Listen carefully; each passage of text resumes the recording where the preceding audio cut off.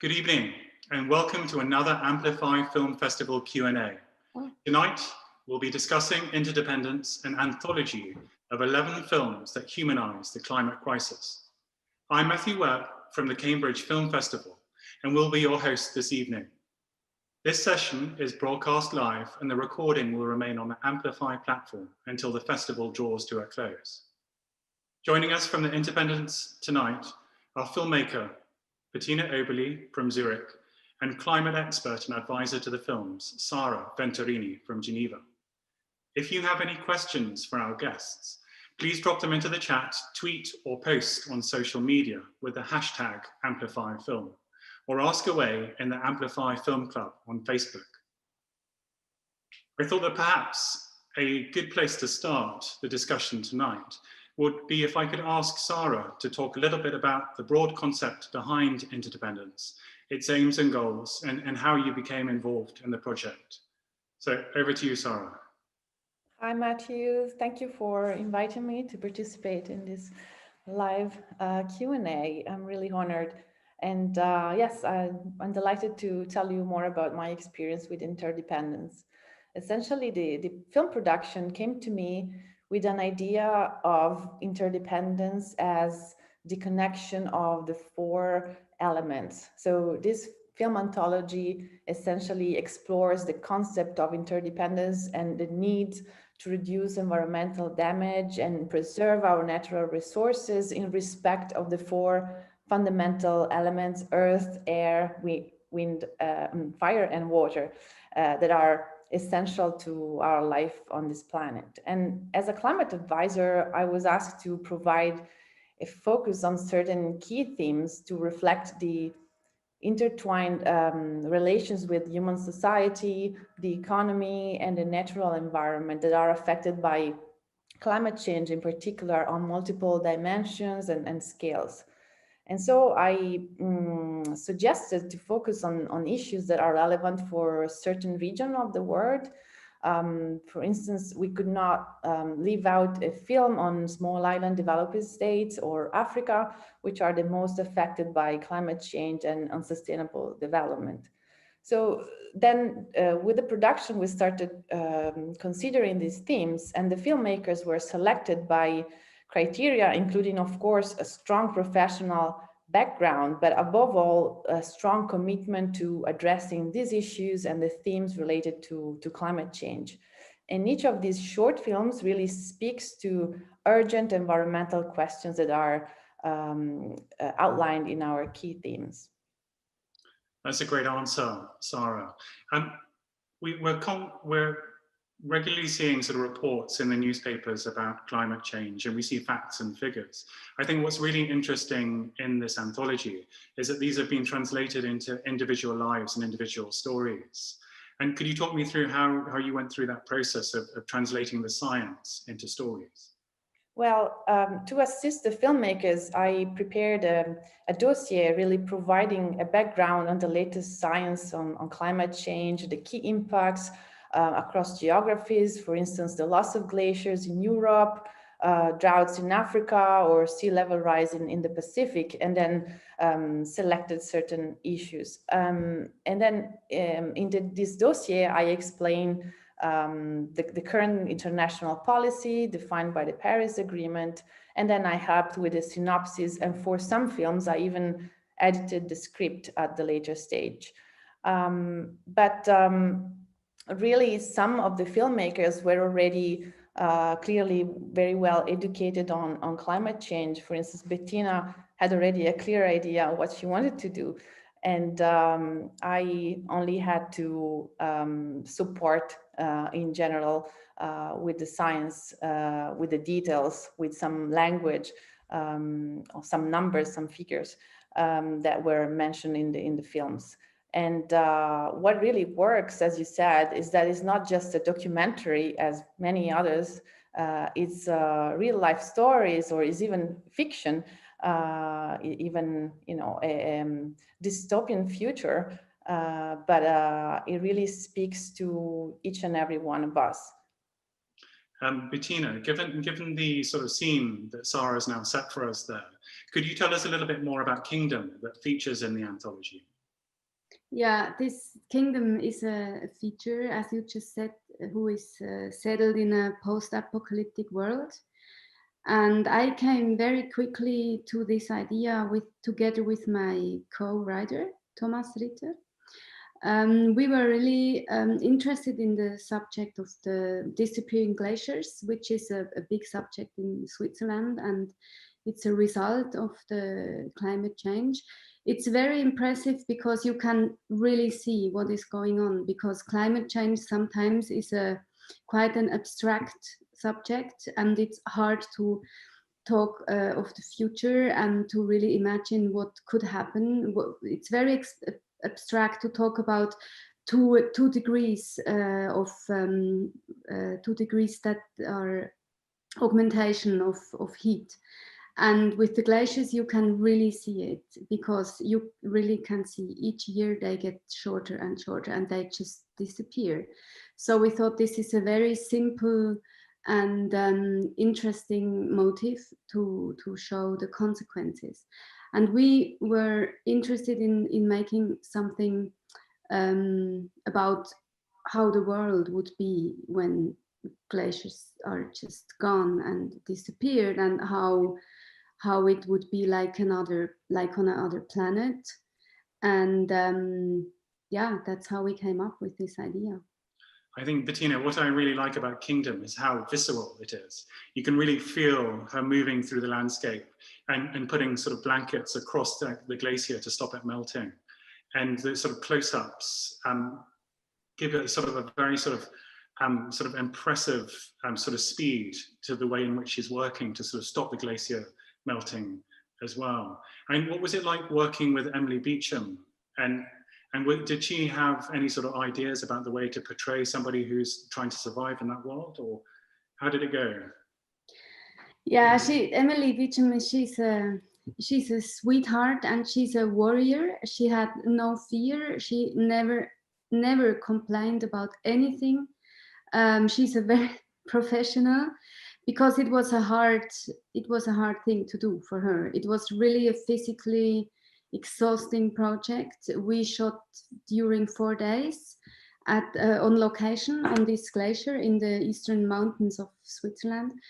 And we really had to walk a lot and bring all material, all camera material, all the animals that appear in the movie, everything we had to bring there by ourselves, because we said we cannot make a film about climate change and then come with a helicopter. So we really had to go through this valley and really climb up the difficult path. And Emily was she immediately said that she's interested in the subject. And Emily is a very small and fragile person from the outside. And I was really impressed how strong physically she is. And she also was not at all scared of the wolves. I was also she had very quickly a very good connection to the wolf. And the only thing, but she just told me afterwards, she really hates to be in a cave and she's scared of spiders. But she never told me anything about it. So she's very professional. Yeah, it was a nice experience.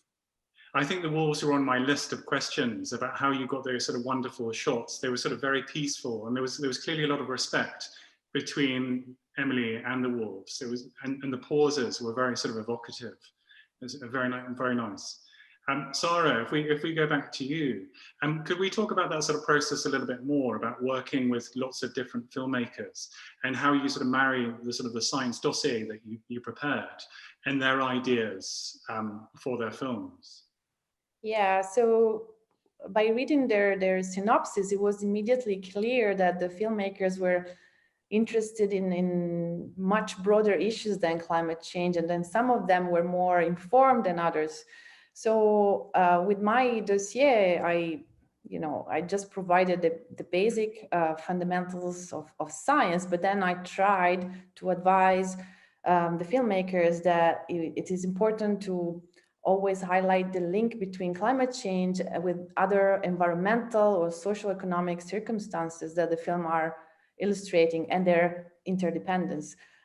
So issues like air pollution, plastic pollution, recycling, river pollution from chemical, unsustainable use of resources like overpopulation, overfishing, exploiting underground water, coastal development, mass tourism that are addressed in the films are not to be confused with climate change per se, which is instead the topic of Bettina's film. But of course, climate change is a factor aggravating the existing environmental and socioeconomic problems in certain countries, in certain territories. So we embrace the choices of the filmmakers in the sense that instead of constraining the films to climate change issues only, the production took the decision to change the subheading to include raising awareness about environmental issues and the effects of climate change, which is perfectly fine and in line with the holistic environmental and climate policies that the countries should be taking. And I think there's sort of that thread of climate change. It goes through all of the different films. And I think that was part of the goals for the Sustainability Development Goals, that you have lots of different areas to focus on, but there's always something that people can attach themselves to, that there'll always be something that's more evocative to others. Like I liked, for example, Nila Madhapanda's film focusing on air quality, for example, but then playing that out through a mock divorce court and showing how it would really affect people's lives. Yeah. And I think also Bettina's film as well, we can really sort of imagine ourselves living in a sort of post-apocalyptic world and how sort of frantic we would be and how sort of frenetic we would be in sort of trying to survive. Bettina, you mentioned that your shoot was 4 days in total, but can you give the viewers sort of context, the sort of wider context about how long it was to sort of prepare for that shoot and make your film overall, and how you managed to do that amongst all of the other projects you're doing? Yeah, I think the key was to keep it really simple, keep the story simple, keep the shooting simple, and just follow this character and make very clear decisions in advance. Because this is so complicated to go there and shoot on a glacier, you really have to prepare the things. And it took us about, I would say, 1 month to write the story. And then we got this great DOP, an Austrian DOP, who was who already shot with Emily before. So he knew her, and it was really a very good collaboration. And yeah, it was all about preparation, as it always is in making a movie, especially when you make a fiction film. It's all about preparation, because every minute counts when you shoot, and it's so expensive and so yeah, so much to do. The day you shoot, you have to be very well prepared. And as I could work with a crew, a very reduced crew, but I knew a lot of them already. I have been collaborating with a lot of these guys, so it was really a process that was, in the end, of course it was exhausting, but it was easy in a way also to do it. And it just fit well between, I had a little break in the editing of my recent film, so it just fit well into this couple of days in August 2019. Yeah. And I think this also fits well with Venton as well, which was sort of based on a farm and with somebody installing a wind turbine. It's clear that these sort of these topics are close to your heart. Yeah, they are, because I think I'm always interested in good storytelling, but also in explore relationships, in love stories or family stories. This is something that I'm really interested in, and or even between human beings and animals, as Emily is with the animals on the glacier. But I also think, as a filmmaker, you only can contribute to something with making that what you can do. And for me, it's filmmaking. I'm not a doctor. I'm not like Sara. I'm not doing your job. So what I can do to contribute in a very important discussion is making films. And I think I always look for an angle that says something about contemporary subjects in my films. Yeah. I think those are very interesting points, Bettina. I think what sort of speaks to me is this idea of speaking to people in their own language, and stories is really a way to reach people. And often when you see a sort of documentary about the environment, it's usually quite scary, or you read a report about statistics or biodiversity loss, it's quite scary.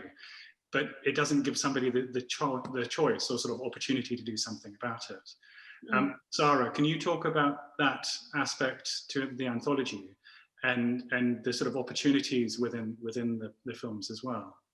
Yeah, so when I reviewed the synopsis, one of the suggestions that I had for the filmmakers was not to only cover the tragedy of climate change, but also focus on finding solutions and adapting to the new normal, to give a balanced message to the audience. And I also suggested to focus on some segments of the society that are particularly vulnerable to climate change, such as the elderly, the young, the women, and that the film could try and tell their stories more. So I think it was a good mix of science and feelings, I think, in the movies in the end. I'm conscious we're having this discussion at a time that COP26 should have been happening. And that's going to be hosted, of course, in Glasgow next year with Italy. Are there still dialogues and sort of interesting conversations happening behind the scenes? Yeah, so unfortunately this year, because of COVID, all the diplomatic missions have been cancelled or postponed. And so next year, in preparation to next year in Glasgow, we are working hard with the COP presidency, the UK government, the UNFCCC Secretariat, and other countries to prepare for the negotiations. And what's happening now is a series of online events, thanks to the UK government that appointed the so-called climate action champions that are addressing a number of issues. Essentially, there are over 100 virtual events between these 2 weeks in November, examining how to drive system transformation to reduce climate change, but also to build resilience to the impacts, bringing together major leaders, including heads of states, ministers, private sector representatives, governors, other international speakers. And then later in December, end of November until the 4th of December, there will be the proper climate dialogues, which are sort of replacing the negotiations for country delegations. So they're trying not to lose 1 year and advance the promises, the pledges the countries have made last year and in general under the Paris Agreement. I think that's really great to hear, Sara, that progress is still being made. And especially following the Paris Agreement, we'd like to see all of those goals realized. I think for the film festivals as well, we're trying to keep going through these times. And of course, we can't welcome people in person now. But what has it been like, Bettina, to attend virtual film festivals in lots of different countries? It's very, well, we have just to deal with it. We cannot change it right now. And I think the best thing is what we can do is to adapt. And sometimes, yeah, I make Zoom Q&As because I have another movie just now in the festival circuit. So sometimes I do a virtual Q&A via Zoom. Sometimes I do a little video introduction before people can watch the movie online. I was very lucky to attend a real film festival last September, but that was really the only one during the whole year. So yeah, we just have to adapt, and we are all in the same boat. So I think, yeah, we do what we can do, but we are really hungry for a real live audience again, and I'm very looking forward to this moment. Yeah, so we're looking forward to sort of welcoming you back in the UK at some point as well. That would be fantastic. Yes. And I think as well as these sort of difficulties, I think what we've seen in the AMPLIFY Film Festival is that many people have come online to watch the movies and watch the Q&As that haven't been able to go to the festivals in the past. They might be part of a sort of living in a village somewhere, or they might be living in the countryside, and then they're tuning in to watch this Q&A, which is at least a nice thought. We have a question from the audience, which is how did the project come together, and how were the films chosen or commissioned? Who would be best to speak about that? Would Bettina or Sara? We can give an answer from different perspective, I guess. That would be great. Yeah, so back in September 2018, I was contacted by Adelina von Fürstenberg, the film producer from Art for the World, who was just starting this project with the support of the United Nations in Geneva. So but Adelina had this idea for a while then, and she was focusing on more poetic elements, like I said, the 4 elements, and wanted to have this connection with the current affairs with climate change more in particular. So she got my contact from the head of the UN Library and Cultural Services with whom I worked in the past, who was promoting the initiative with Adelina. And I was immediately convinced that it was a good idea. So after participating in so many scientific meetings and policy dialogues, I thought that communication on climate issues was still too technical, and there was need for a different language to tell the story. Great. And how did you become involved, Bettina? Adelina called me because I think an Italian producer gave my name as a proposition for the Swiss part. She wanted to collaborate with different countries, and she was looking for someone from Switzerland, and so my name came up. I think because of Le Venton, the movie I did before. And yes, she contacted me and proposed this project, and I immediately had the feeling that I have to say something about it, and if I can do it via my work, then it's the best way to do it. That's fantastic. I think that's one of the most interesting aspects of the anthology, is that you have participation from so many different countries, and all making work in very different ways. And so the film from Morocco, for example, is incredibly humorous, and with people wearing scuba masks and snorkeling gear in the cafe, you know, in the future when water rise will be so high, or even at the bus stops, they have the masks to protect them from the storms. But you also have that piece from Brazil as well, which is very evocative from documentaries that are often shot in the Upper Xingu. I have another question, which is, will there be an interdependence too? What would that look like? I have no idea. What I know about my project Kingdom is we are now in the process of developing a long feature film out of this idea, and we already got funding to write the script, and we would really we are very much into writing now making the story much bigger, and yeah, tell like a post-apocalyptic Western with yeah, so it's very nice if you have something that started as part of this project, and in the end you have a whole new feature film. That's really exciting, and that was one of my thoughts actually. When you're producing a short film, you almost need to do the same sort of work as a feature film, but you have to think through the storyline, you have to think about the casting and so on, and so it's great that it's worked out that way, that it's becoming something bigger. Yeah. We have another question from a Rosanna, which is really for Bettina. I loved your film, particularly the lack of language, so not using words and explanation for a vision of a future world. Could you talk a bit about this and the space you have left for the imagination of the viewer? Yeah, I think that's something that I try to do in each of my movies more and more, because film is one of the only arts that you can combine so many different elements. You have the sound, you have faces of the actors, you have the how they act, you have the camera work, but you also have the whole you choose the setting. So in this case it was like the mountain and the glaciers, so you have so many elements that come together. And I think the ideal of filmmaking is to also rely on all these different elements to tell a story, and not just put words in the mouth of the actors to explain. You can really trust more and more to all the other different layers.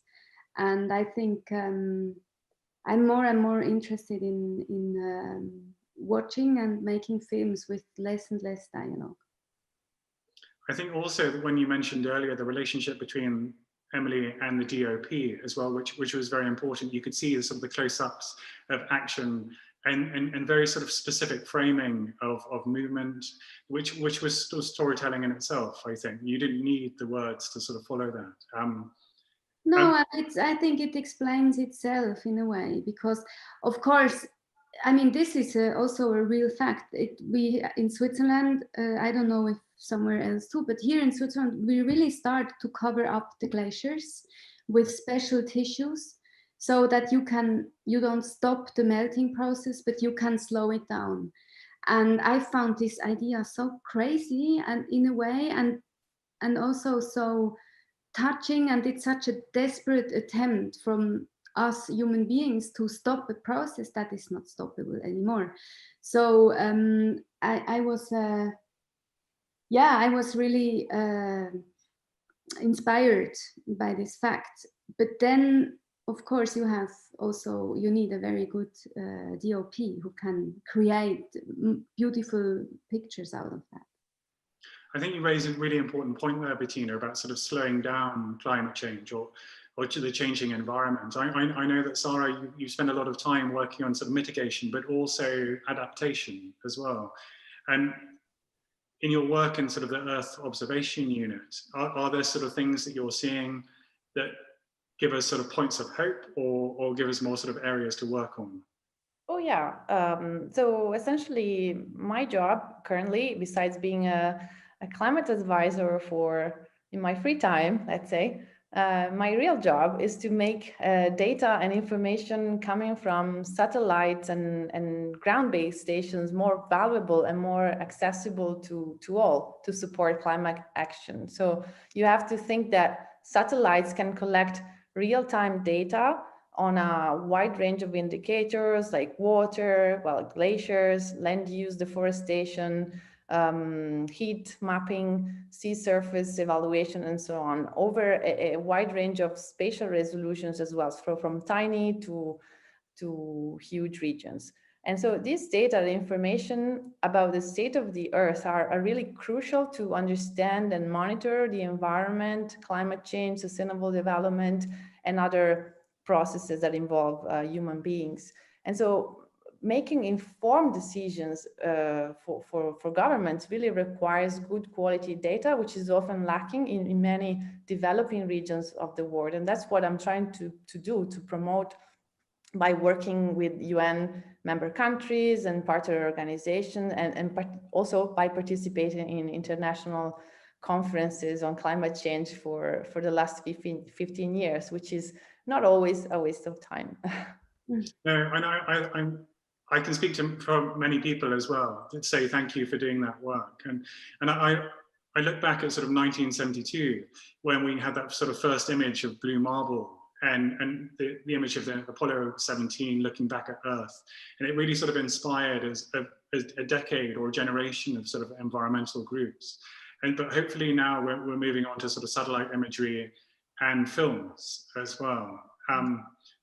We're now to the end of our time, and all that's left for me to say is thank you, Bettina and Sara, for joining us, and wish you the best with your films, Interdependence, and also your other films that are making their way around the circuit. And we'll look forward to meeting you in the UK in subsequent years. Thank you. Thank you for the invitation. Thank you very much. Yes. Bye. Bye-bye. Bye.